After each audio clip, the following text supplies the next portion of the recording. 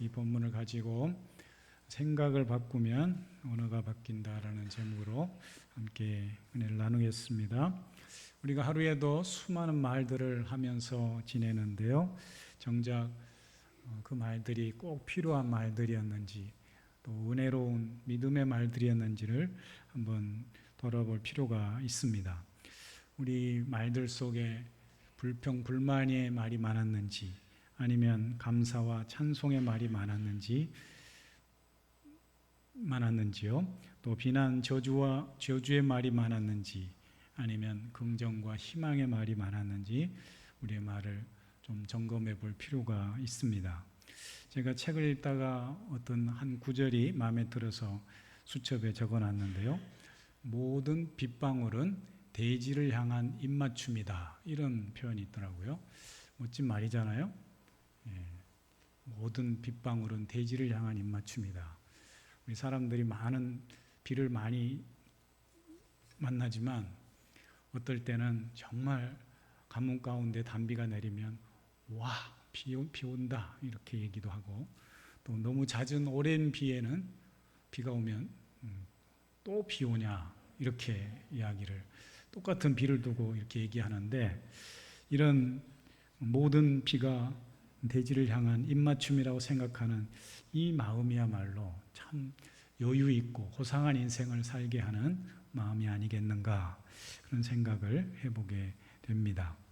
내리는 모든 비를 보면서 빗님이 땅에 입맞춤하는구나 라고 생각한다면 참 여유 있는 인생이라고, 복된 인생이라고 생각해 봅니다. 언어가 우리의 일상을 지배합니다. 또 우리의 언어는 곧 우리 마음의 표현이기도 합니다. 고급스럽고 고상스럽게 말하는 아나운서들의 말이 있는가 하면 매우 상스러운 조폭 건달의 언어도 있는 법입니다. 선택은 우리 마음가짐에 달린 것이죠. 저는 어릴 때부터 많은 책을 읽지 못하는 걸 아쉬워했었는데, 제가 신학교에 가서 목회자의 꿈을 꾸고 조금 여유가 있을 때에 대학 4학년 때 이후와 또 군 생활 때까지 다독을 목표로 열심히 책을 읽었던 때가 있습니다. 그래서 어쨌든 제가 많은 사람들을 대해야 되고 또 주의 말씀을 전하는 목회자로서 책을 많이 읽어야 되겠다는 생각을 가지고 본격적으로 계획을 가지고 책을 읽었던 때가 있었는데요. 그래서 한 주에 시집을 한 권씩 읽자. 적어도 시집에는 좀 정제된 언어, 아름다운 말들이 이렇게 표현되어 있잖아요. 그래서 창비 시선이나 이런 문학 가상사나 이런 데서 나온 시집이 시리즈로 나온 시집이 있어요. 그런 것들을 쭉 시인별로 읽었던 때도 있었고, 또 한 가지는 소설책을 읽었습니다. 소설책은 왜 중요하냐면 우리가 인생을 다루는, 또 인생을 깊이 통찰하게 하는 그런 간접적인 경험들을 할 수 있기 때문에 소설이 좋죠. 그래서 시집과 소설을 빼먹지 않고 열심히 읽었던 때가 있었습니다.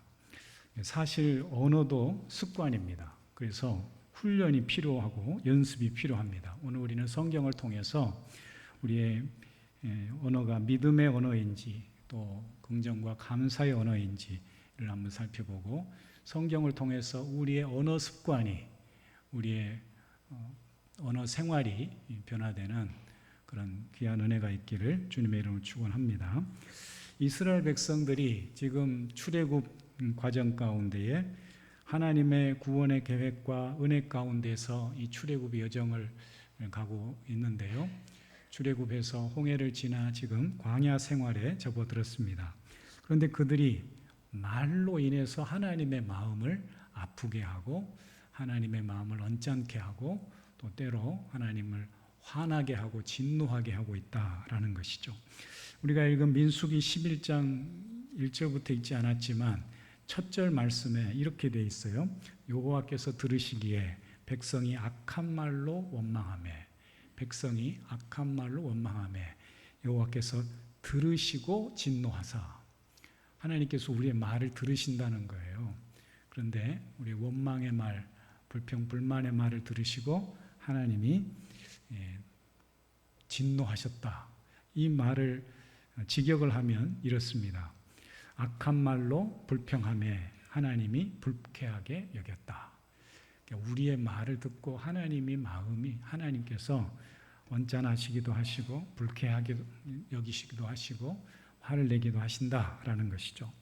그런데 우리가 생각하기를 사람이 마음에 안 들면 화낼 수도 있고 불평할 수도 있지라고 생각할지 모르지만 지금 이스라엘 사람들은 불평할 처지가 아닙니다.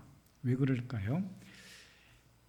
이스라엘 백성들이 성경을 보면은 이 원망 불평이 습관적이었음을 알 수가 있습니다. 출애굽하여서 광야 생활을 거쳐서 가나안 땅에 이르기까지 이스라엘 사람들의 불평이 반복되고 있어요. 반복되고 있음을 계속해서 반복되고 있음을 보게 됩니다. 물이 없다고, 또 먹을 것이 없다고, 대적들이 나타날 때마다 또 하나님과 모세를 원망하고 불만을 털어놓습니다. 그때마다 하나님께서는 모세를 통해 반석에서 물을 내어 마시기도 하고 또 하늘에서 만나와 메추라기를 공급해 주시기도 하셨습니다. 그런데 저들이 지금 아직도 하나님을 원망하고 있습니다. 그래서 11장 첫머리에는 우리가 읽은 본문의 바로 앞에 보면 다베라라는 표현이 나와요. 다베라라는 지명은 하나님이 이스라엘 백성들을 불살라 심판한 곳이에요. 다베라라는 뜻이 불사름이란 뜻이에요. 하나님이 불로써 진노하고 심판하셨다. 그게 다베라거든요. 그 다베라는 곳이 하나님의 불로 심판한 다베라라는 장소가 나오고 또 11장 마지막 뒷부분에 보면은 저들이 고기를 먹고 싶다고 불평하는 할 때에 하나님께서 하늘로부터 메추라기를 보내주잖아요. 메추라기를 실컷 먹고 아직 이 속에 그 고기가 남아있을 때에 또 하나님이 진노하셔서 그곳의 이름을 기브롯 핫다와라고 하는 탐욕의 무덤, 죽음의 무덤이라는 곳이 바로 또 11장 후반절에 나오기도 합니다. 다베라와 기브롯 핫다와 이렇게 한 곳 멀지 않는 곳에서 이런 하나님의 진노를 경험했다라는 것이죠. 그런데 성경에 이스라엘 백성들만 그럴까요? 그렇지 않습니다. 우리도 마찬가지입니다. 우리의 언어 습관, 우리의 마음을 잘 살펴보면 우리도 똑같이 하나님이 싫어하시는 이런 불평의 삶을 반복하고 또 하나님을 진노케 하고 대적하는 삶을 살게 된다라는 것이죠. 그렇다면 오늘 본문을 통해서 우리는 어떤 믿음의 메시지를, 신앙적 교훈을 배우게 될까요? 본문 말씀이 말과 관련해서 우리에게 주는 신앙의 메시지는 무엇일까요? 첫 번째로 우리가 오늘 본문을 보면 불평, 불만을 갖게 되는 때가 있습니다. 이유가 있습니다. 언제 불평, 불만을 갖게 되는지를 우리가 알아야 한다라는 것이죠.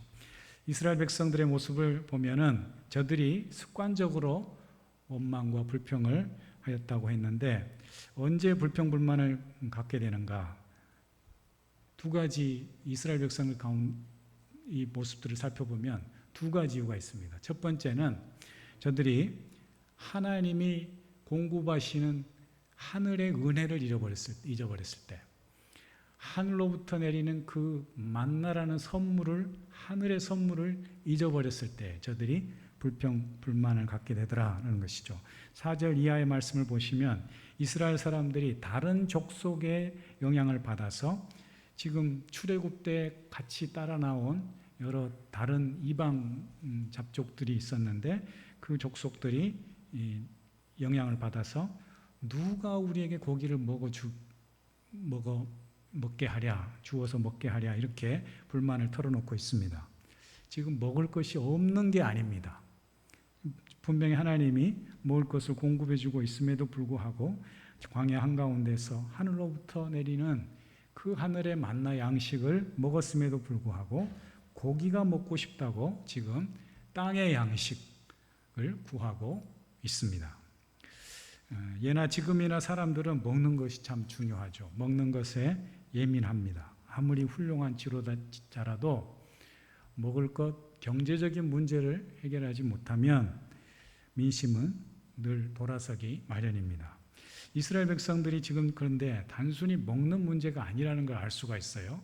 하늘의 만나를 저들이 공급받고 저들을 더 맛있게, 이 만나를 더 맛있게 먹기 위해서 본 말씀에 보면은 맷돌에 갈아 반죽해서 삶기도 하고 과자처럼 튀겨 먹기도 하고 그랬던 것 같아요. 나름대로 맛있게 먹고 있습니다. 그러나 그것으로 만족할 수 없었던 이스라엘 백성들의 이 불만은 사실 성경은 진단하기를 욕심 때문에, 탐욕 때문에라고 말하고 있습니다. 하늘의 양식과 하나님의 은혜를 잊어버린 백성들의 욕심이 지금 하나님의 마음을 아프게 하고 화나게 하고 있습니다. 두 번째로 언제 저들이 불평불만을 갖게 되었느냐? 저들의 과거, 노예의 압제 시절을 잊어버렸을 때 저들이 불평불만을 갖게 되더라 하는 것이죠. 지금 저들이 예수님의 애굽의 비참한 이 노예 생활을 잊어버리고 적과 꿀이 흐르는 이 약속의 땅으로 하나님의 인도하심을 받고 있다라고 하는 이 귀한 믿음의 목표를 잊어버렸을 때에 저들이 먹는 걸로 인해 불만을 갖고 있습니다. 즉 자신들의 과거의 정체성, 또 미래의 목표, 현재 주어진 삶의 여건, 이 누구로부터 주어진 것임을 잊어버렸을 때 저들이 불평을 갖게 되었습니다. 우리의 과거가 어떤 전제였고 또 우리가 어디를 향해서 누구와 함께 가고 있는지를 잊어버리면 이렇게 이스라엘 백성들과 같이 우리도 불평, 불만과 원망과 함께 살아갈 수 있다라는 것이죠. 사랑하는 성도님들, 우리의 과거와 현재, 미래의 모습을 잘 기억할 수 있는 우리 모두가 될 수 있기를 축복합니다. 그럴 때에 우리가 불평, 불만을 이겨낼 수가 있는 것이죠. 과거에 우리 죄인 되었던 삶, 현재의 하나님의 자녀된 구원받은 자녀의 삶, 또 구원받은 백성이 어디를 향해 나아가고 있는지를 늘 기억해야 된다라는 것이죠. 두 번째로 백성들만 불만이 있었던 것이 아니라 저들을 이끌었던 지도자 모세에게도 불만이 있었습니다. 이스라엘의 출애굽 지도자였던 모세는 어떤 불만이 있었을까요? 그가 가진 불만은 왜 하나님이 당신의 백성을 내게 맡겨서 나를 이렇게 힘들게 합니까? 괴롭게 합니까? 오늘 본 말씀을 쭉 읽다 보면은 혼자 감당하기에는 너무 힘듭니다. 죽여주십시오. 이렇게까지 이야기를 합니다. 11절 이하의 말씀을 보시면 모세가 여호와께 여짜오되 어찌하여 주께서 종을 괴롭게 하십니까? 제게 짐을 지게 하십니까? 이 백성을 내가 베었습니까? 낳았습니까? 라고 하면서 심지어 책임이 너무 심히 중하여 나 혼자는 이 백성을 감당할 수 없으니 즉시 나를 죽여주옵소서 이렇게 말하고 있습니다. 어찌 보면 큰 민족의 백성들을 이끌고 광야길을 가고 있는 모세로서는 할 수 있는 말일 수도 있다라는 생각이 들기도 하지만 그러나 하나님 보실 때는 도발이자 반항입니다. 이스라엘 백성들이 하나님께서 베푸신 은혜 또 그가 행하신 모든 기적과 같은 이런 일들을 잊어버리고 하나님께 불평 불만을 쏟아놓고 이 백성을 맡은 지도자 모세는 차라리 죽여달라고 반항했을 때 하나님의 마음은 어떠했을까요? 이스라엘을 구원하시고 놀라운 기적과 은혜 가운데에 지금 가나안 땅으로 인도하시는 하나님으로서는 이런 말을 들었을 때 참 너무 가슴이 아픈 것이죠. 기가 막힐 노릇이라고 할 수가 있습니다. 우리가 은혜를 잊어버리고 우리 인간의 생각대로만 살아가면 그것은 하나님을 향한 반역과 배반이 될 수 있음을 우리가 기억해야 합니다. 적반하장이라는 말이 있잖아요.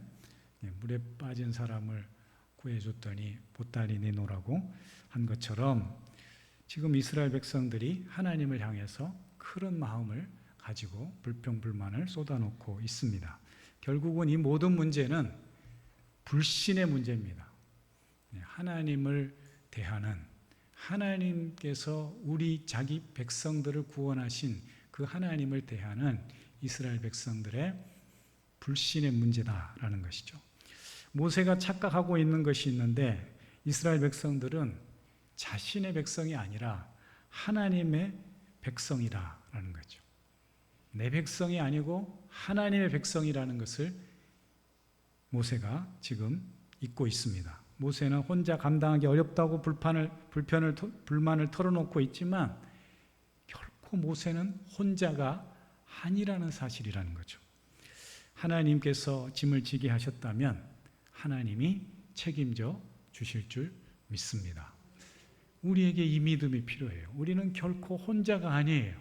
우리 인생을 허락하신, 이 믿음의 길을 허락하신 하나님이 계시기에 우리는 결코 혼자의 삶이 아니라는 것을 기억할 필요가 있습니다. 사랑하는 성도님들, 우리의 삶 가운데 또 우리의 믿음의 길에 결코 혼자가 아니라는 사실을 기억할 수 있기 바랍니다.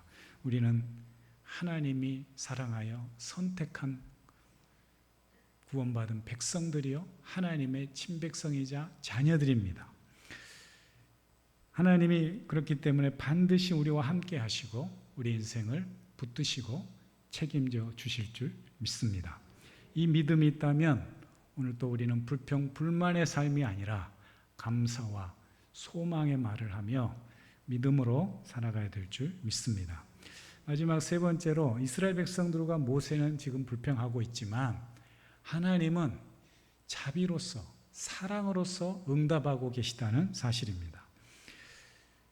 보십시오. 모세가 자기 혼자라서 감당하기 힘들다고, 당신의 백성을 왜 저에게 맡겨서 저를 괴롭게 하십니까? 이렇게 불평을 털어놓을 때도 하나님이 이렇게 말씀합니다. 16절 말씀을 보시면 여호와께서 모세에게 이르시되 이스라엘 자손 중에서, 노인 중에서 내가 알기로 백성의 장로와 지도자가 될 만한 자 70명을 모아 데리고 와 회막 앞에 너와 함께 서라, 이렇게 이야기합니다. 혼자라고 힘들어하던 모세에게 하나님께서 선물을 주고 있는 것이죠. 그 선물은 뭐냐?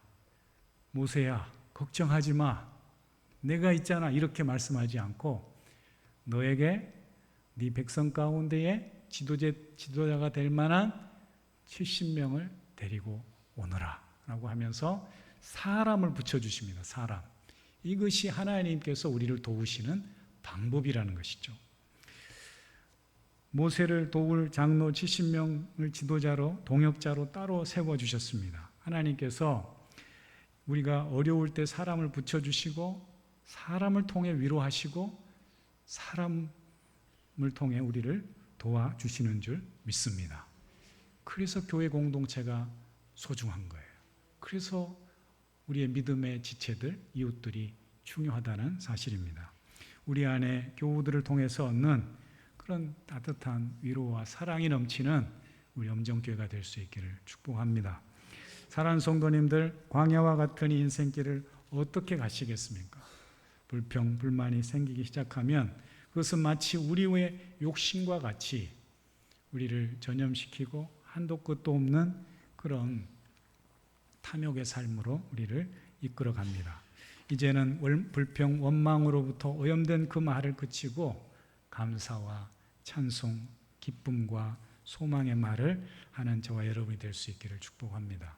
하나님은 무엇보다도 사랑과 자비가 많으신 분이기 때문에 반드시 우리의 기도에, 우리의 믿음의 언어에 좋은 것으로 응답하신다는 사실입니다.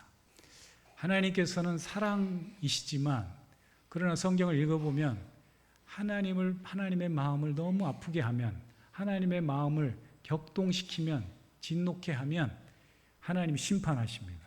다베라라고 하는 불사름의 다베라, 탐욕의 무덤이라고 하는 기브로 탔다와, 이 바로 두 장 뒤에 보면 민수기 13장에는 중요한 가데스 바네아라는 유명한 지명이 나오거든요. 이 가데스 바네아는 가나안 땅에 12정탐꾼을 보낸 곳이에요. 그리고 그 정탐 10명의 부정적인 원망 섞인 그 말들을 듣고 하나님이 40년을 이스라엘 백성들을 배회케 하십니다. 그리고 그 1세대는 가나안 땅에 들어가 보지도 못하고 죽습니다. 그러니까 우리의 언어가, 우리의 믿음의 언어가 이렇게 중요하다는 거예요.